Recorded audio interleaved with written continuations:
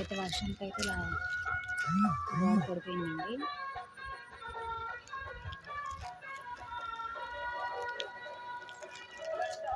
చూసారా మీకు అక్కడ చివరి భాగంలో అంతా వాటర్.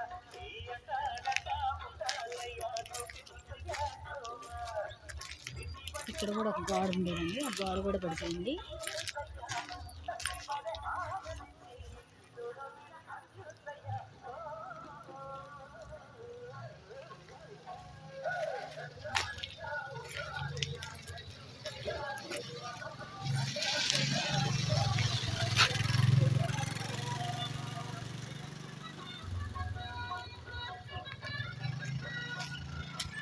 కొంత మేరకు ఇక్కడ ఈ రోడ్డు అనేది అయితే కనపడలేదండి.